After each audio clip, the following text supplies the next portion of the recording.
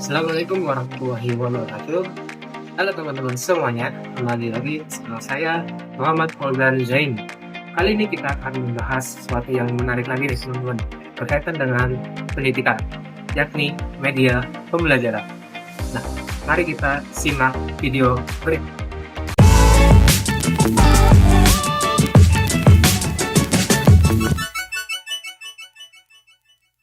Siapa nih dari teman-teman yang pada saat gurunya mengajar menggunakan media yang menarik? Ternyata penggunaan media pada saat pembelajaran itu dapat mempengaruhi pada saat pembelajaran. Nah, dalam pengembangan media itulah digunakan model-model tertentu. Salah satunya model EDI.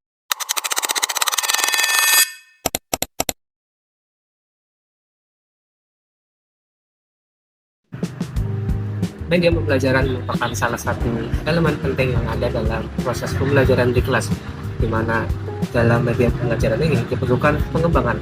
Pengembangan media pembelajaran itu merupakan suatu proses sistematis dalam merancang, membuat, dan mengevaluasi media agar sesuai dengan tujuan pembelajaran, serta disesuaikan dengan karakteristik dari peserta didik, di mana media ini tidak hanya berfungsi sebagai alat bantu, tapi juga sebagai bagian dari sistem pembelajaran. Dengan desain pembelajaran itu erat kaitannya dengan teknologi pembelajaran yang mengarahkan pola pikir dari seorang teknolog pembelajaran dalam menyelesaikan permasalahan terkait dengan peningkatan kinerja dari para siswa. Salah satu pendekatan dalam desain pembelajaran itu yakni dengan menggunakan model ADD atau EDI, di mana model ini dikembangkan oleh Reiser dan Mollender sekitar tahun 1990, di mana model ini terdiri dari 5 tahapan. Ada analyze, design, development, implementation, dan evaluations. Nah, EDI ini merupakan model pembelajaran yang fleksibel dan sering digunakan dalam penelitian pengembangan, di mana model ini menekankan pada proses pembelajaran yang terstruktur. Dalam tahap-tahap model EDI ini memiliki peran yang berbeda-beda, di mana ada tahap analysis itu bertujuan untuk mengidentifikasi kebutuhan pembelajaran dengan menentukan masalah, menentukan solusi yang tepat, serta menetapkan kompetensi yang harus dikuasai oleh para peserta didik. Dan tahap kedua itu ada desain, di mana dirancang kompetensi khusus, metode pembelajaran baik ajar, serta pengaturan pembelajaran secara keseluruhan. Terus tahap ketiga ada development, di mana pada development ini fokus pada tahap ini pembuatan program dan bahan ajar berdasarkan desain yang telah dibuat sebelumnya, sehingga memastikan kualitas konten pembelajaran yang sesuai dengan kebutuhan peserta didik. Terus ada tahap implementation, di mana melibatkan pelaksanaan pembelajaran sesuai dengan desain yang telah disusun, termasuk penyampaian materi kepada para peserta didik sesuai dengan rencananya. Terus tahap yang terakhir ada evaluation, di mana evaluation ini untuk menilai keberhasilan program pembelajaran dengan mengukur efektivitasnya, dengan mengumpulkan adanya umpan balik, dan juga memastikan bahwa proses pembelajaran berjalan sesuai dengan tujuan yang telah ditetapkan. Dengan menitik beratkan pada analisis, desain, pengembangan, implementasi, dan evaluasi, model EDI ini menawarkan pendekatan yang menyeluruh yang menjadi dasar kuat dalam pengembangan suatu media pembelajaran. Selain itu, ada karakteristik tersendiri dari model EDI ini teman-teman, di mana karakteristik utama dalam model EDI ini meliputi pendekatan yang sistematis, analisis secara menyeluruh, dan juga adanya keterlibatan dari berbagai pemangku kepentingan, serta proses evaluasi yang berlangsung secara berkelanjutan.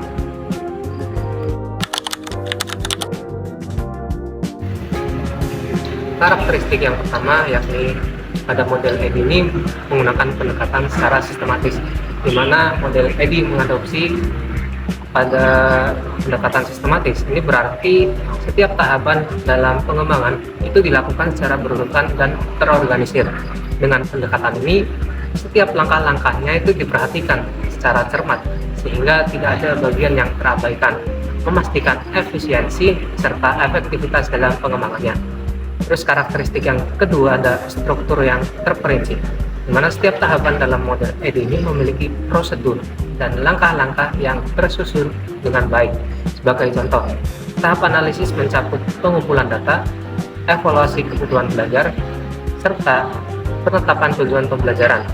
Sementara itu, tahap desain mencakup perancangan struktur pembelajaran, pemilihan metode pengajaran yang tepat, serta pengembangan isi media. Struktur yang sistematis ini membantu dalam proses pengembangan media agar tetap terarah dan efisien. Nah, karakteristik yang ketiga itu ada evaluasi berkelanjutan, di mana model ini menekankan evaluasi secara terus-menerus dalam setiap tahap pengembangannya. Evaluasi ini bertujuan untuk mengukur efektivitas media pembelajaran serta mengidentifikasi aspek-aspek yang perlu diperbaiki. Data dari proses evaluasi ini digunakan untuk menyempurnakan media sebelum dipublikasikan atau diterapkan secara luas. Dengan cara ini, media pembelajaran itu dapat terus ditingkatkan agar sesuai dengan kebutuhan yang dinamis. Terus ada karakteristik yang keempat, itu ada analisis secara mendalam. Setiap tahapan dalam model ED ini memerlukan analisis yang menyeluruh guna memastikan bahwa keputusan yang diambil berdasarkan pemahaman yang kuat mengenai kebutuhan pembelajaran serta tujuan yang ingin dicapai. Dalam proses analisis ini dilakukan secara berkelanjutan selama pengembangan media untuk menyesuaikan rencana dengan perubahan atau kebutuhan baru yang muncul. Karakteristik yang kelima itu ada keterlibatan pihak terkait kepentingan, di mana model ED ini mengakomodasi keterlibatan berbagai pihak yang terkait, seperti instruktur, desainer instruksional, serta peserta didik dalam proses pengembangan media pembelajaran. Keterlibatan ini berperan penting dalam memastikan bahwa media yang dihasilkan itu sesuai dengan kebutuhan dan harapan penggunanya. Selain itu, dengan melibatkan pemangku kepentingan, media pembelajaran yang dikembangkan itu dapat lebih mudah diterima dan juga dapat lebih efektif digunakan dalam proses praktik pembelajaran. Berikutnya akan coba saya jelaskan terkait tahapan-tahapan dalam model ADD ini terhadap pengembangan media. Tahapan yang pertama itu ada analyze atau analisis, di mana tahap analisis ini merupakan tahap di mana pengembang menganalisis perlunya suatu pengembangan dan kelayakan syarat-syarat dari pengembangan, di mana pada tahap ini dilakukan analisis kebutuhan produk yang terdiri dari analisis kinerja, analisis peserta didik, analisis fakta, konsep, prinsip, dan prosedur dari materi pembelajaran, serta analisis tujuan pembelajaran. Tahap analisis produk dilakukan identifikasi potensi masalah pada beberapa aspek. Pengembang dapat melakukan observasi kepada para peserta didik, di mana observasi ini mencakup beberapa analisis. Yang pertama, analisis kinerja yang digunakan untuk mengetahui media yang sedang berjalan dan potensi masalah yang terjadi. Terus ada analisis peserta didik, di mana untuk mengetahui ketertarikan dan motivasi belajar dari para peserta didik terhadap media pembelajaran. Selain itu, pengumpulan data dan fakta yang relevan menjadi langkah penting untuk memastikan materi yang disampaikan tepat sasaran. Tahapan yang kedua ada desain, di mana tahap ini itu dilakukan setelah melakukan analisis kebutuhan. Langkah selanjutnya dalam pengembangan media pembelajaran yakni merancang struktur dan konten. Tahap desain ini meliputi menyusun dan memilih bahan ajar dengan mengkaji kompetensi inti dan dasar untuk menentukan materi, alokasi waktu, dan indikator pembelajaran. Terus ada merancang skenario pembelajaran agar sesuai dengan metode pembelajaran dan juga merancang media pembelajaran berdasarkan kompetensi belajar. Terus juga ada merancang alat evaluasi media pembelajaran. Tahapan yang ketiga ada development atau pengembangan. Tahap pengembangan ini merupakan fase di mana rencana pembelajaran yang telah dirancang pada tahap desain itu diwujudkan menjadi materi pembelajaran yang konkret. Pada tahap ini, materi pembelajaran direalisasikan dalam berbagai bentuk media yang sesuai dengan kebutuhan pembelajaran. seperti halnya pengembangan slide presentasi, produksi video pembelajaran, pembuatan modul, dan sebagainya. Dan tahap pengembangan ini terdapat dua tujuan penting, yakni memproduksi produk dan memilih produk yang terbaik.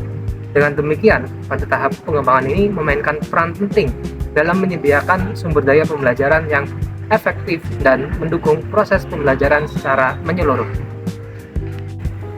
Tahap yang berikutnya ada implementation atau implementasi, di mana pada tahap implementasi ini dilakukan penerapan produk yang telah dirancang dan dipilih dari tahapan sebelumnya. Nah, pada tahapan ini melibatkan penerapan media dalam lingkungan pembelajaran yang sesungguhnya. Nah, disinilah peran fasilitator dan juga instruktur sangat penting dalam mengintegrasikan media ke dalam pengalaman belajar peserta didik.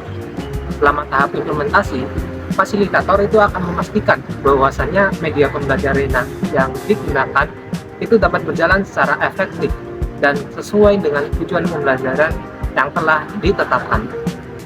Tahapan yang berikutnya itu ada evaluation atau evaluasi, di mana pada tahap evaluasi ini dilakukan evaluasi terhadap hasil dari penerapan produk, yang kemudian produk itu akan direvisi sesuai dengan hasil evaluasi ataupun juga kebutuhan yang belum dapat dipenuhi, di mana metode dalam mengevaluasi itu dapat bervariasi, mencakup penilaian formatif yang dilakukan selama proses pembelajaran yang berlangsung, dan juga penilaian sumatif yang dilakukan setelah proses pembelajaran selesai.